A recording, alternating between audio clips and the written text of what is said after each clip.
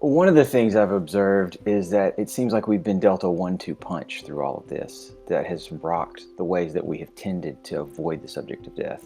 What I mean by that is, on the one hand, you've got every day, every newspaper is posting death counts that are rising steadily. So you've got death in the public eye in a way that it often isn't. At the same time that that's happening, we've also been deprived of some of the things we most typically use to distract ourselves from the fact that we've always been dying. We've just typically had a lot of toys to play with to keep ourselves from having to think about it. And some of those have been taken away.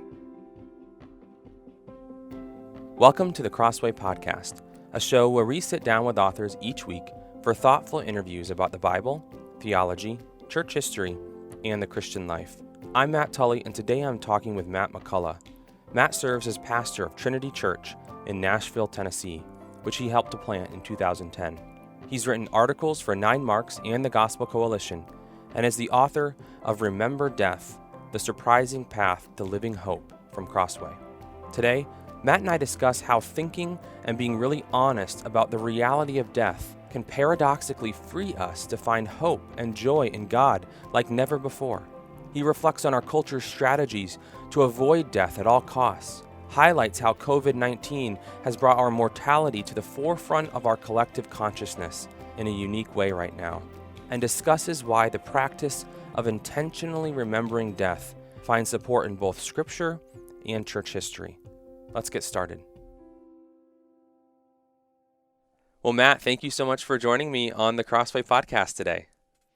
It's my pleasure, Matt. Appreciate you inviting me. So I think this COVID-19 pandemic that we're still enmeshed in, and it's probably going to be a long time before we, actually feel like we're through it and things are back to normal for all of us. It has felt like a whirlwind, and I think probably for certain people more than others, but all of us have experienced that.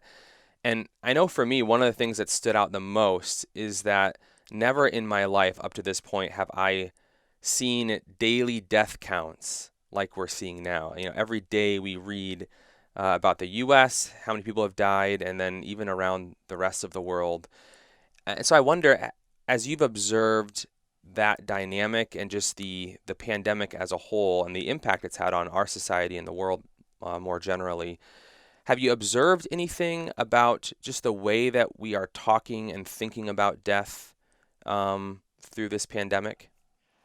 One of the things I've observed is that it seems like we've been dealt a 1-2 punch through all of this that has rocked the ways that we have tended to avoid the subject of death. What I mean by that is, on the one hand, you've got what you mentioned already. Every day, every newspaper is posting death counts that are rising steadily, and at rates now that are just almost so high that they're abstract and tough to get your mind around. It's staggering. Yeah. So you've got death in the public eye in a way that it often isn't. So that's punch number one. But then punch number two is that at the same time that that's happening, we've also been deprived of some of the things we most typically use to distract ourselves from the fact that we've always been dying. Like, that part's not new. The death rate is still going to be 100%. Whether it's COVID-19 or something else, it's still going to happen. We've just typically had a lot of toys to play with to keep ourselves from having to think about it. And some of those have been taken away. So for me, it's often sports that I escape through, or I think it's fine. There's a lot of good in that. I stand by it, and once they're playing sports again, I'll be watching. But my goodness, there's nothing to watch. I mean, I open my ESPN app every now and then, and they're apparently airing people playing Xbox against one another, and that's their lead stories. So at the very time when we most need distraction, some of our favorite distractions have been taken away. We can't go out to a bar anymore. You can't go out and eat a nice dinner on a date with your wife. You're stuck at home. And Netflix is still there maybe, but a lot of the things that we would use to distract ourselves aren't. So that 1-2 punch, I think, is one of the things that interests me the most. And I think it'll be interesting to continue to watch what that does to the public consciousness around death. Right. Well, and I'm struck too, as you said, all of us are going to die someday. So there's that element that, like, we were never escaping death truly, but it seems like, and even though the numbers of deaths from COVID-19, while high and scary and devastating, they still pale in comparison to all these other causes of death that are happening all the time, all around us. And yet it seems like it's easier for us to ignore those other things, other causes of death, the prevalence of death that was around us, that always will be around us, even though now it feels like it's a little bit more prominent because of this pandemic in particular. So you mentioned distraction as kind of something that maybe we use generally speaking. Can you elaborate on that? Like what's behind that? What does that look like for a lot of people? What's behind the urge to distract ourselves from mortality? Yeah, it's definitely nothing new. Pascal's famous book, this collection of thoughts that he had on life and the meaning of it all, talks often of death. And one of the most interesting insights to me in that book is how even then, hundreds of years ago, he's talking about our tendency to entertain ourselves as a way of numbing the pain.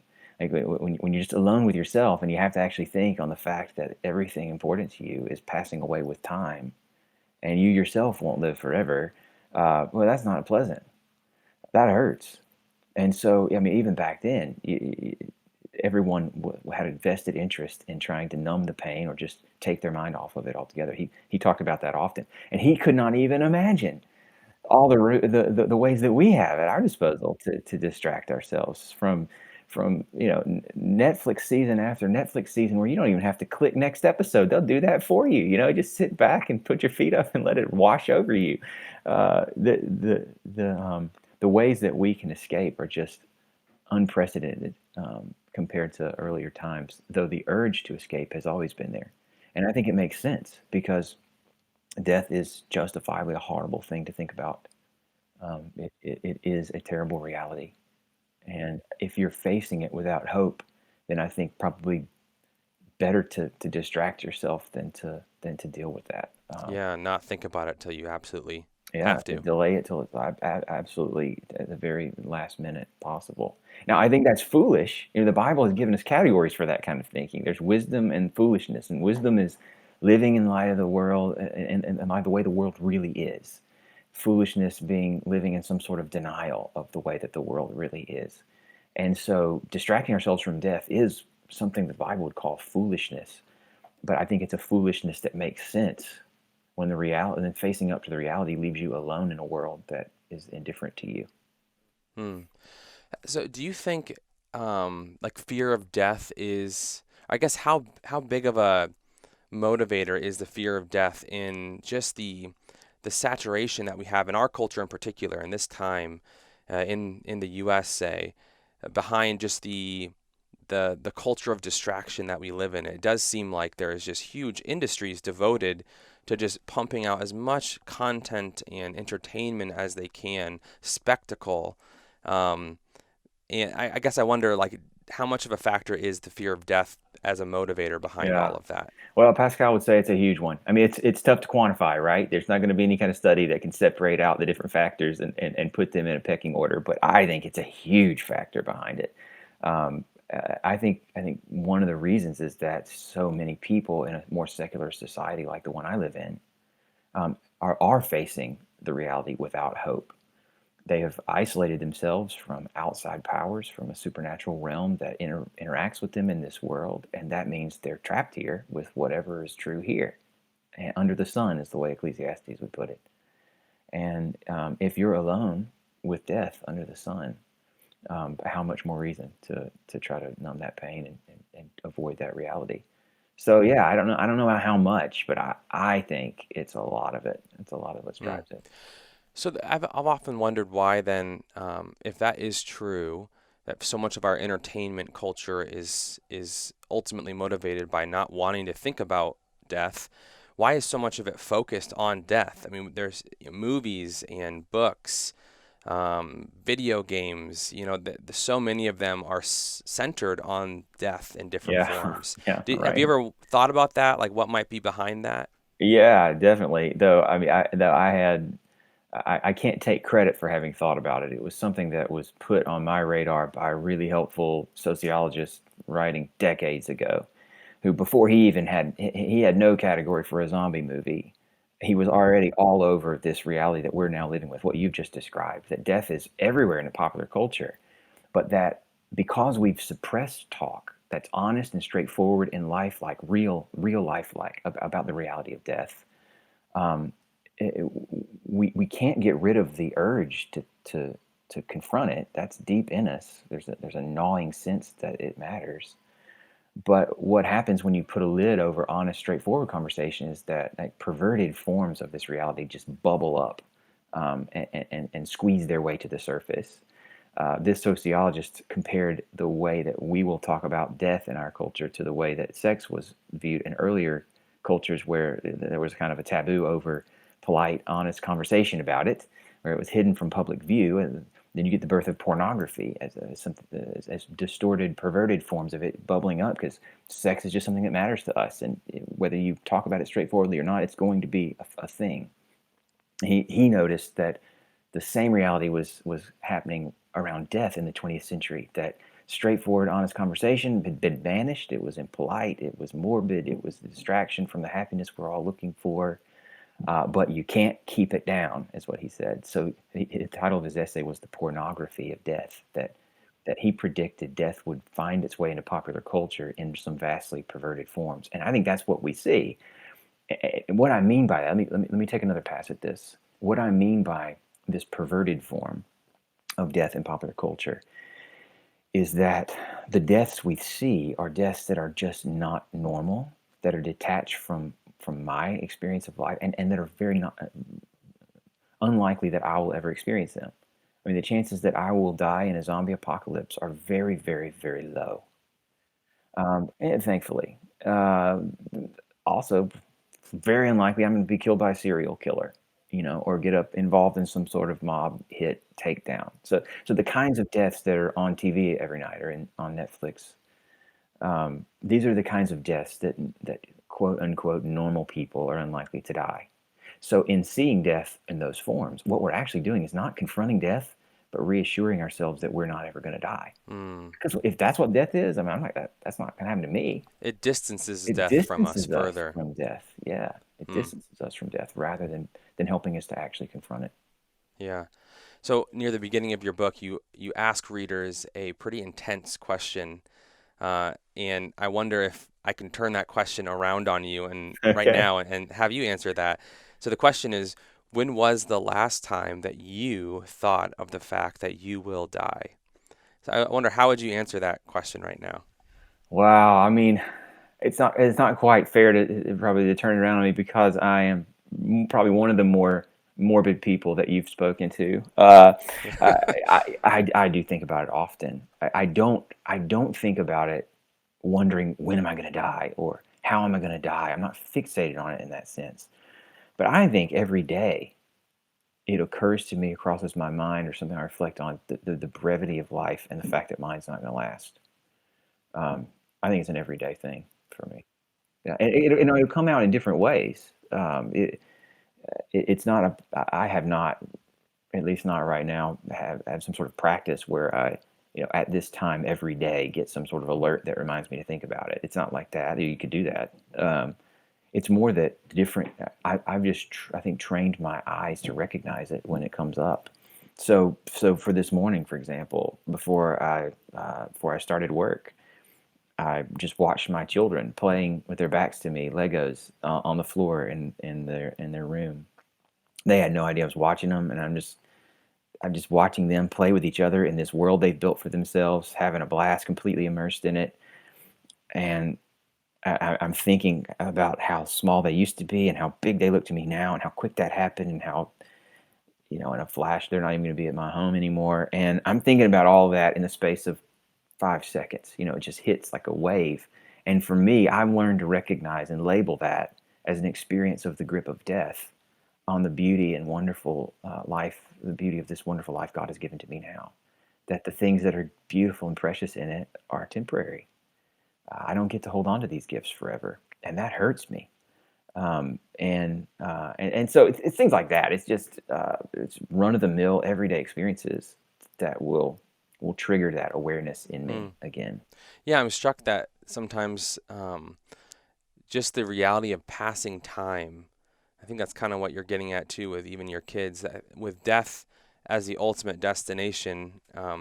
Even just the passing of time can be so bittersweet for us. Yeah, yeah, it is. C.S. Lewis described time as another word for death, and I think he's right. I mean, time, thanks be to God, brings some good things that we didn't have before. And now time moves in one direction, and it moves us into a season of blessing we didn't have before. And that's wonderful. It's not all bad, but man, when you've got something good that God has given you, and you can tell it's not lasting forever, and you know that time only moves in one direction, that's just a dark and heavy cloud to live under, especially if you have to live there alone. Which is why, I thought I'd get a lot of ribbing about the book, as you can imagine, a book called Remember Death, and I'm happy to put up with that. I'm happy to take that on. When you cross the taboo, you should expect it. The way I turn that about on people is say, actually, no, it's not really a book about death. It's a book about Jesus. That you can't understand Jesus if you don't understand the context into which he came and from which he came to deliver us. And so the grief that the passing of time brings to my life ultimately channels me into a deeper longing for everything Jesus said he came to give me. So it's a way of opening my eyes day in, day out to what a wonderful, relevant promise I've been given in the gospel. Well, yeah, unpack that a little bit more, because I wonder if you could, speak to the person who's listening right now to us, who is maybe feeling a little bit of that discomfort, and it's like, this is unpleasant. Why are we so focused on death? How could it be a good thing to be thinking about it that often? So I wonder, could you boil down your case to somebody listening right now, making the case for why they should keep listening, why they should endure through what might feel pretty Yeah. uncomfortable? Yeah. I mean, the first thing I'd say is, yeah, it is uncomfortable. I don't want to take the edge off of that. You're right. And if we could avoid it, it makes sense that we'd want to. And if it weren't a reality that affects every single one of us, I would say probably just try to dodge it. Do your best to dodge it, and then don't let it trouble you. But because it is a reality that affects all of us, whether we want to think about it or not, then the two main reasons that I think it's important to go here through the discomfort are wisdom and hope. So again, the Bible talks about wisdom as an instinct or skill for living well in the world as it is. That means facing up to what's true. That means resisting the temptation to deny what's true, to live in a kind of falsehood or denial. The reality is there's nothing we can do to avoid death, so we may as well be ready for it, think about it, recognize it, grapple with it. Otherwise, you're going to be affected by it and not necessarily know what it is that you're being affected by. If you've banished death from your mind and conversation, then when you experience it, as you will, not just the final death, but the many little deaths along the way in the loss of good things that time take away from us, you won't be able to properly diagnose what you're dealing with. If you can't diagnose it correctly, you can't ever cure it. So you'll keep trying to slap Band-Aids on gaping wounds, or just try to numb the pain when what you need is antibiotics. Wisdom is about diagnosis, about recognizing what it is I'm dealing with. I want to put the right label on it. And yeah, that hurts, but it's the only path to healing. And that leads to hope. So wisdom and hope. The other reason is hope. As a pastor, my main job is to try to help my friends that I pastor understand why Jesus is such wonderfully good news. What is it about him that meets us where we are and offers us more? And Jesus' language, what he says about himself, and Jesus' works, what he did, are not sensible. They don't make any sense apart from the reality of death that he came to confront. So if we want to know why Jesus is such good news, we need to know why death is such bad news. And if you face up to it, then actually it gives you a stronger grip on the hope that Christ offers. When you think that your biggest problem, when the problem that weighs heaviest on you is a more short-term horizon kind of problem, like, am I going to finish my training and get the credential that I need to? That's a lot of folks in my church. Will I, on the backside of that training, have a job that allows me to use what I've trained? And Will I then get tenure with the job that I've gotten? Will I find a spouse? Will I have children? Will I be financially secure? A lot of the folks I'm pastoring are younger, 20s and 30s. They're on the way up this ladder. And when you think of your biggest problem as that rung that's just out of reach that you haven't grabbed and stepped onto yet, then when Jesus starts talking about eternal life, like he's talking to somebody else. He's not talking to you, because that seems to have nothing to do with that rung that is your like sole focus and attention. But if you realize that even if you get to the top of that ladder, that what's at the top of it, at the end of your life is an ending that will take away everything that you build for yourself. If you see that about yourself, then now Jesus' words all of a sudden have a relevance you didn't recognize before, a relevance to today, a relevance even to whether or not you get to that rung you'd like to get, to whether or not you finish your training and how you cope with it if you don't, and whether or not you get that spouse you hope for and how you cope with it if you don't. Jesus becomes good news when you see him in light of what he came to do, rather than judging him solely based on the sort of short-term tomorrows you're otherwise living for. So it seems like people can often, and maybe all of us struggle with this at different times and in different ways at the same time. But on the one hand, I resonate with what you've said about watching your kids and having this acute pang of the passing of time and just the loss that comes with that, even as kids, to take that example, grow and develop. You want to see them grow, you want to see them develop, but there are things that are lost in that process because of time. So that's on the one hand, but then on the other hand, and that can lead us to hold on to things maybe and to not want to let go. And on the other hand, I wonder if sometimes people find themselves in seasons when they just are sort of floating through life and they don't really have a sense of what's changing and what's passing. You're kind of so oblivious, or you're so focused on something that you miss the fact that you're losing things, or things are changing more quickly than you might realize or want. So I guess, how do you does that second category of maybe being oblivious to the passing of time, not realizing what you are, what's changing, what you're losing, because you're so focused on maybe the future or your goals, how does that fit into this conversation?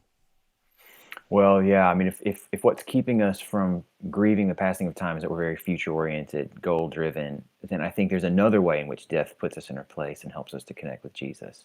This is the help that Ecclesiastes gives us.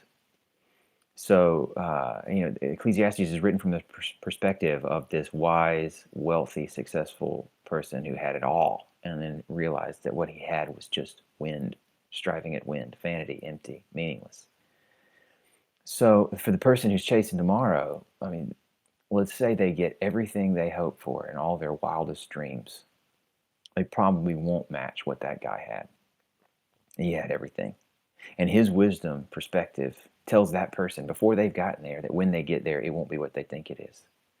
At the end of that ladder is death. That's what he says. So hanging over the futility and frustration of Ecclesiastes is the problem of death. He comes back to it over and over and over.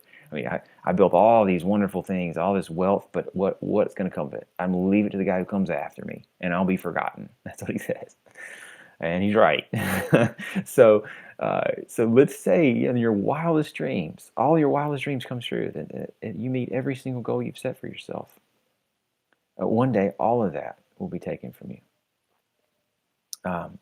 As another writer I really appreciate put it, it's like what you're building is basically a sandcastle in a rising tide. And one of these days, it's going to be swept away. So you could either try to defeat death through your work and bring into your work frustration, fear, anxiety, and then eventually, best case scenario, the realization that once you've arrived, it's not what you thought it would be. Or you can take Jesus into your work with you. You can rest in the work he's already done once and for all to defeat death. You can stop trying to defeat death in your work, trying to make a mark, trying to accomplish something that will survive and maybe even outlive you. And just let your work be what it was always meant to be, which is a chance to glorify the God who made you, to do work in his name that honors him and loves your neighbor.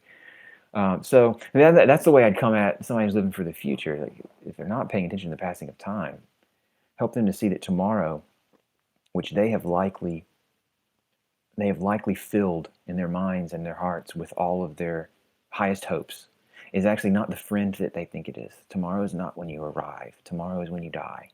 That's what lies at the end of this road. Unless Jesus. And if Jesus is at the end of this road, then he can be on the road with you too. I mean, the relevance of what he's already done can shape what you do now in a way that you may not have really tasted yet. So I love Christian history. I love reading biographies. And one of the things that anyone who appreciates Christian history and maybe just general history and has read a little bit about it, that's most obvious is that, man, these people had a much closer, more real, tangible sense of the reality of death than we do today. It seems so much more real as part of their experience. So I wonder, what do you think are some of the factors behind that? We've talked about our culture of entertainment today, maybe facilitated by communication technologies and video and all that. But are there any other things that you see in our culture that maybe make it easier for us to really make good on that impulse, that natural impulse to try to ignore death or downplay death?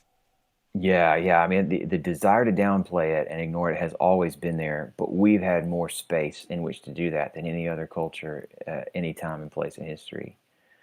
Partly because of the wonderful success of modern medicine. I mean, I'm a big fan of modern medicine. I love that I have been immunized and my kids have, and so we don't have to worry about smallpox sweeping through and killing all of us. That was a very real fear and possibility 300 years ago in this country.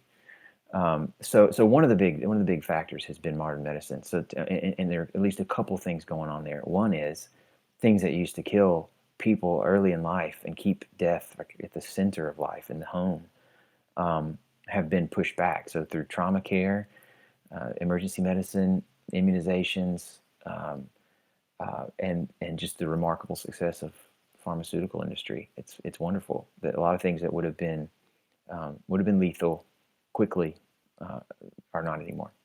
That's one thing. The other thing is that partly because of the success of modern medicine, the things that now we tend to die from, them only after long, drawn-out battles with using medical technology and all the drugs at our disposal to push back on death to the last possible minute.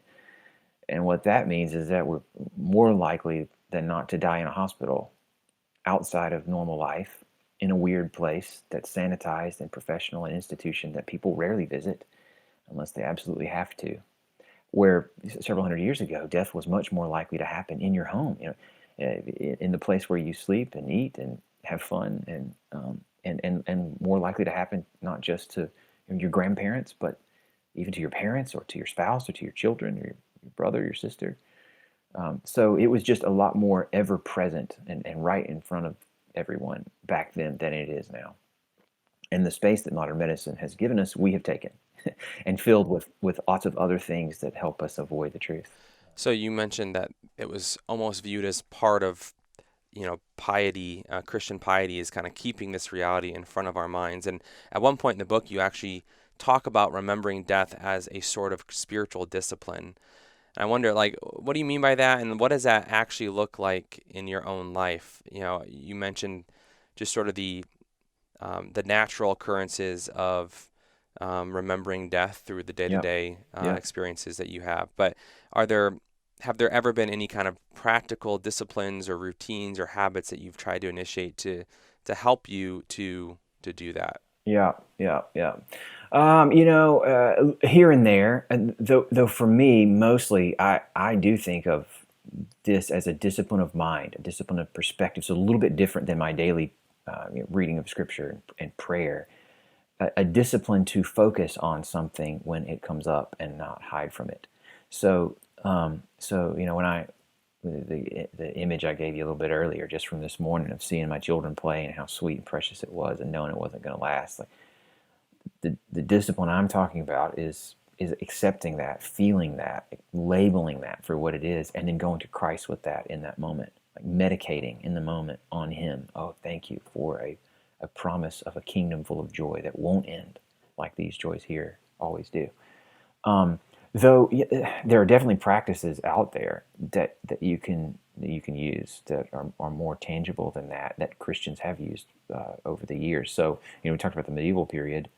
Um, these artworks were a practice. Like they put something to paper to help them remember, and they would have been hung on a wall and passed by. On my wall near my desk, I have some art like this. That's a practical thing. I'm sitting here staring at my computer, working on an email, working on a sermon that I'm tempted to invest all of my significance into. I look up and I see a skull with wings on it from a Puritan headstone, and the words "Memento Mori," a picture of an hourglass, and the words that mean the hour comes. This is like a picture of a Puritan headstone. But that's an everyday. It's right there. I can look up at it and be reminded.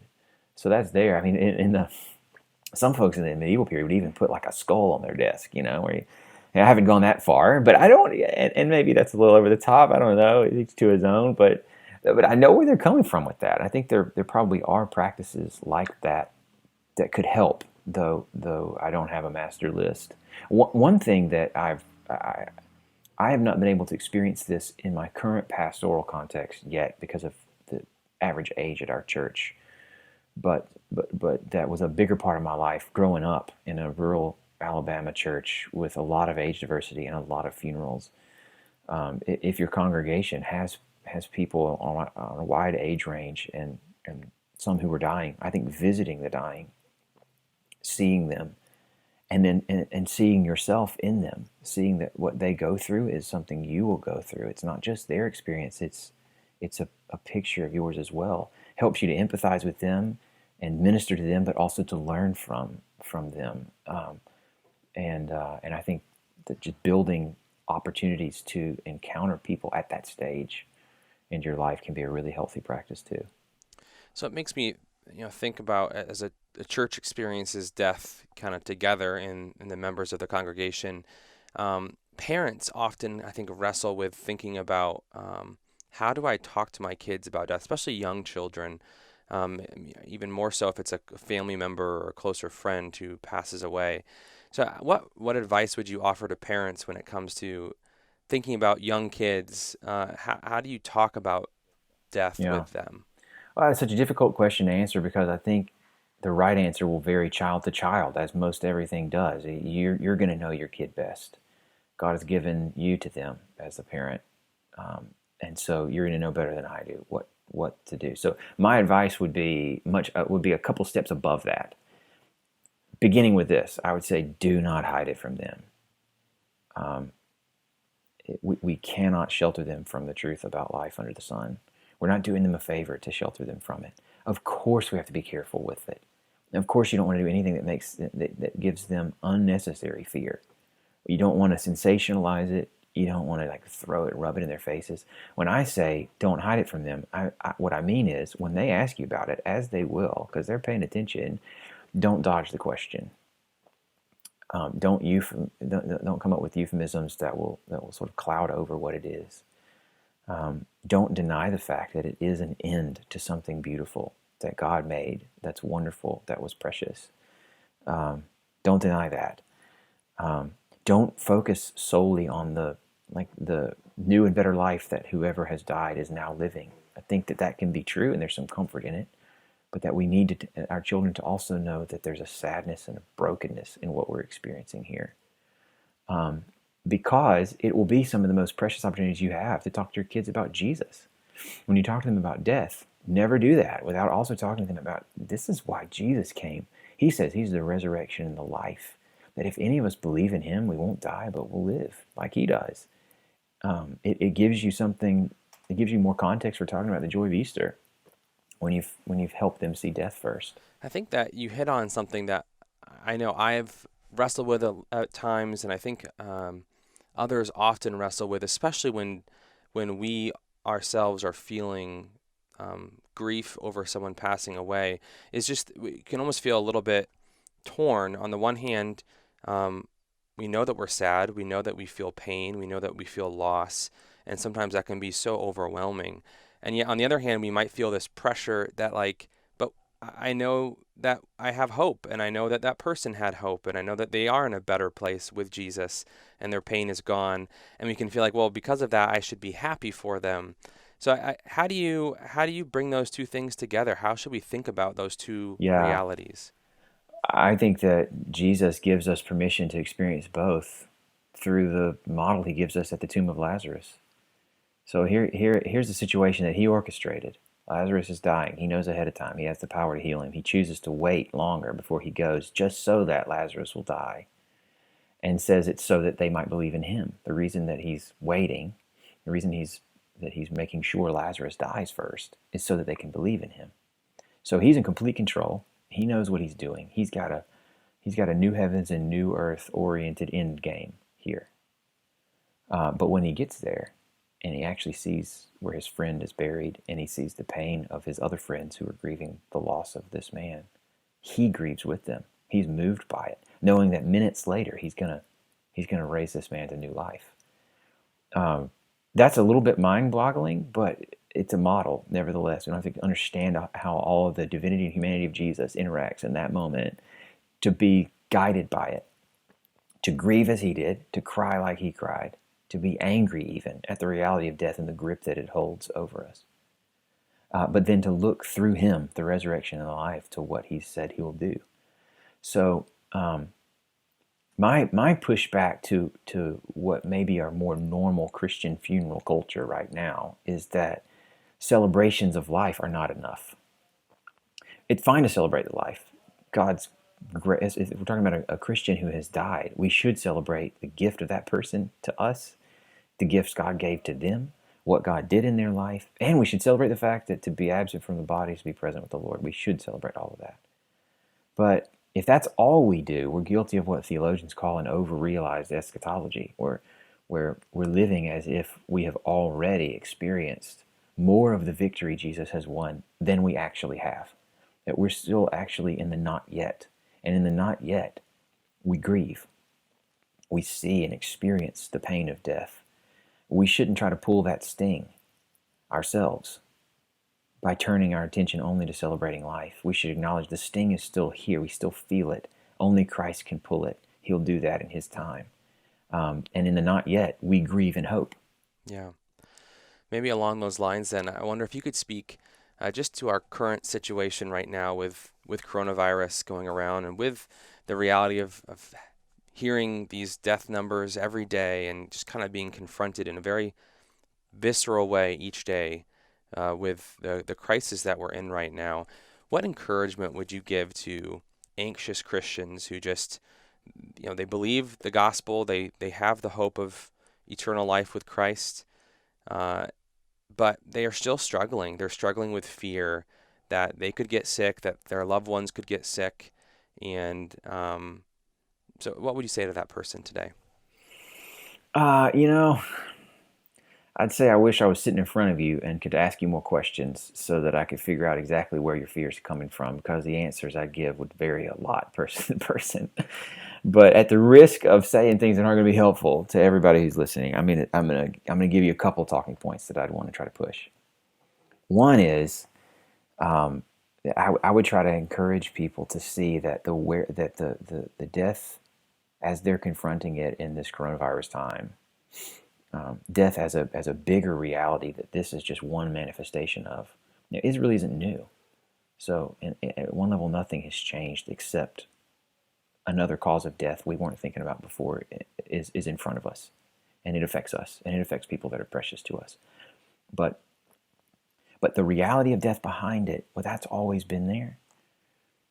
And the parents that we're worried about, the children that we're worried about, they are going to die of something, and so I want to put coronavirus in its place. Honestly, I think it is serving us by bringing death into the public conversation in a way that it hasn't been for a long time. That's a good thing. But if we just treat coronavirus like a death from a mob hit or death from a zombie apocalypse as just one more thing that we might can avoid and hope to avoid, and that's what death is, then we're not learning from the moment like we need to.